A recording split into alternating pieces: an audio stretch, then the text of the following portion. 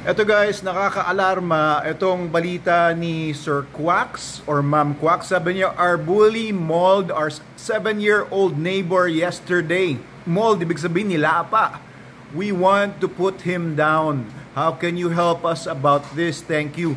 Eto guys, na meron talaga mga dogs na although ang American Bully breed supposedly mababait na mga dogs yan. And I've seen many American Bully dogs no na mababait naman talaga sila. Sobrang lambing, sobrang cute, mukha silang muscular, mukha silang demonyo when they're cut yung tenga nila.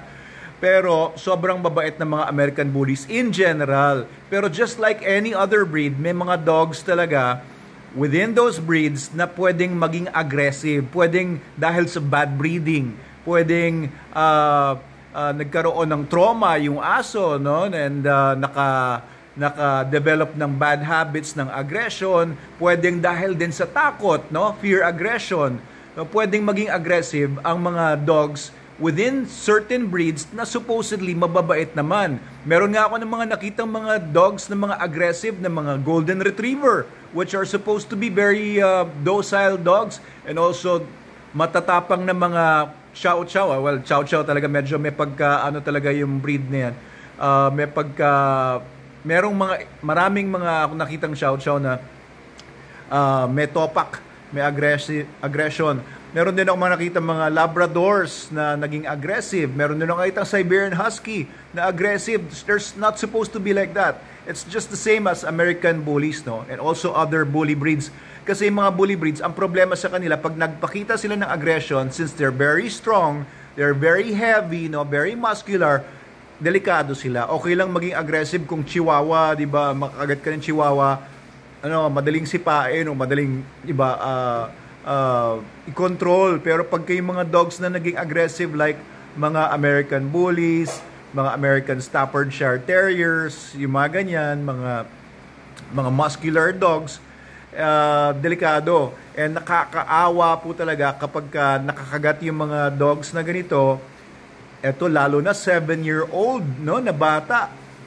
Ingatan niyo po guys, kapag meron po kayong mga dogs, lalo na po yung mga dogs na very strong dogs kagaya American Bullies and Rottweilers, Doberman, kahit Belgian Malinois, German Shepherds, ipatrain nyo po or you train them yourself. Or kung talagang protection dog sila, talagang hinahayaan nyo yung aggression sa kanila, make sure na control yung aggression or make sure kontrolado ninyo yung aso ninyo. Now, ito na nga, nangyari na nga, no? Nalapa yung 7-year-old, di ko alam kung ano nangyari talaga. Nalapa yung 7-year-old na neighbor, no? Kahit sa ibang bansa po, these kinds of dogs na nakalapa na are recommended by some people, no? Like sa mga sheriff's departments na kapartner ko dati or yung mga connected doon na kapartner ko dati sa canine work. Pagka gano'n na yung aso, they put them to sleep. Pinapatulog na nila for good yung aso kasi baka makakagat pa ulit. Because these dogs could be a liability. So what you can do po is bring that dog or papuntahan ninyo sa veterinarian ninyo, and you can also call your municipal vet para patulugin po yung aso nyo humanely. Okay, pwede po mag-inject sila ng sedative or anesthetics or barbiturates or kung anong available na drugs para po matulog ng mahimbing na yung aso para hindi na po mangyari yan. Delikado po kasi, naiintindihan ko naman, nakakatakot talaga kung meron kang pet na ganyan sa bahay kahit mahal mo pa, tapos may mga anak sa bahay, di ba? Tapos may ganung klase kang aso sa bahay, mahirap na unless talaga nga kaya nyo i-control. So baka hindi kaya i-control nitong si Quacks, no, na yung bully niya.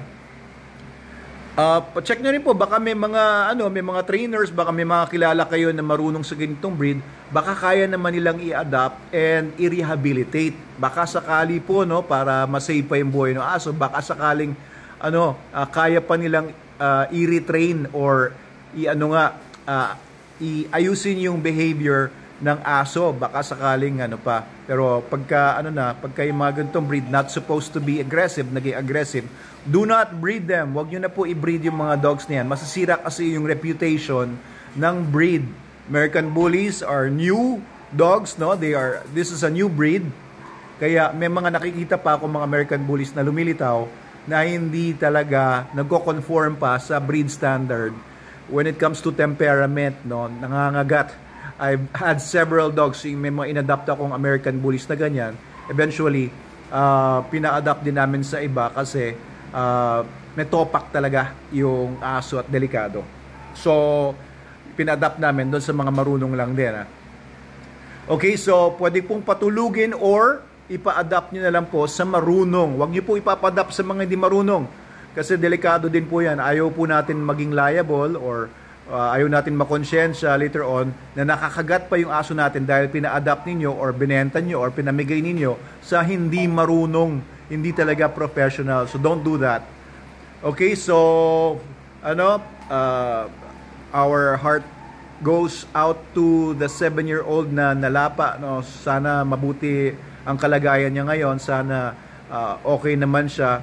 And sana guys, to prevent this kind of things, kung hindi kayo marunong mag-aso, hindi pa kayo familiar sa ugali ng mga aso, huwag kayo kukuha ng mga dogs na masyadong malalakas kahit sa tingin ninyo ay sobrang cute nila pagka puppy sila.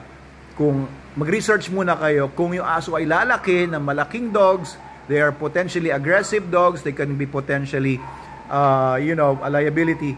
Wag muna kayo mag-aso kung hindi po kayo nag-research muna at kung hindi talaga kayo handa. Okay? Kasi mahirap na kung yung aso natin ay makakagat ng bata or anybody innocent na wala namang kalaban-laban at wala namang kasalanan, makakagat ng aso natin.